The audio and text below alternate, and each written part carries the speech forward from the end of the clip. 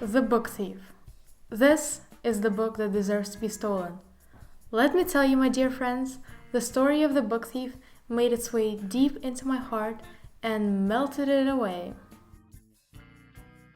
Hello everyone, my name is Maria Jen, and today I'm going to talk to you about a book called The Book Thief.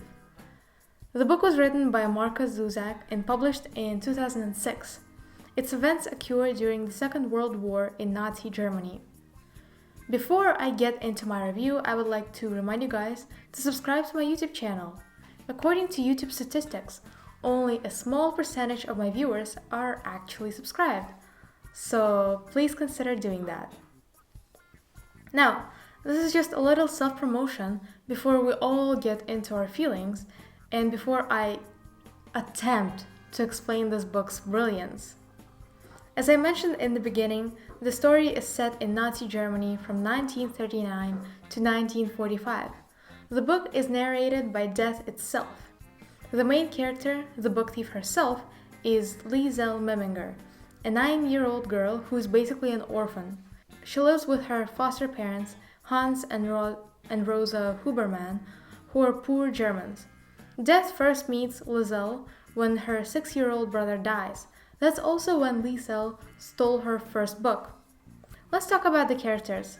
Hans Hubermann, one of my favorite, if not the most favorite, character in the book.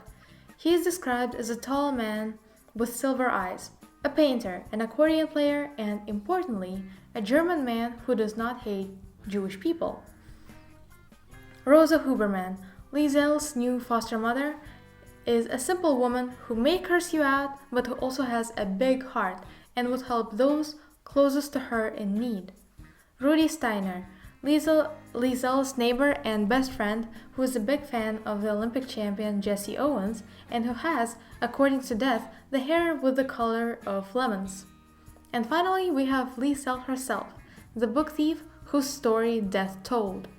One night, a Jewish man comes to Himmel Street, a street in Munich on which the Hubermanns and Liesel live.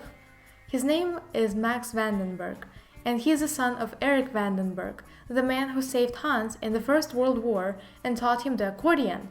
Hans, acknowledging all the risks that come with hiding a Jewish person during the Nazi regime in one's basement, agrees to let Max hide in theirs. Max and Liesel have a lot of things in common. They both realize, understand, and appreciate the power words wield. Max writes a beautiful and yet a heartbreaking story from our perspective, the standover man for Liesel. With the language Zuzak uses to tell the story, it is hard not to sympathize with all the parties involved. The author successfully relays all the dangers of hiding a Jewish man in your basement, as well as makes use of his wonderful writing skills. I would like to say an extra couple of words about Death, who is illustrated in a way that is unlike most texts' portrayal of Death. Death is not a woman in the story, and he doesn't enjoy wars, instead viewing them as demanding and exhausting. He tells the story of Liesel to show that apart from disappointing, humankind can also amaze. The writing style is what also makes the book lively. Its humor and animated descriptions of the characters and the settings spare the book from being depressing, instead adding an extra, more human dimension to its events. The book made me tear up, and for good reason.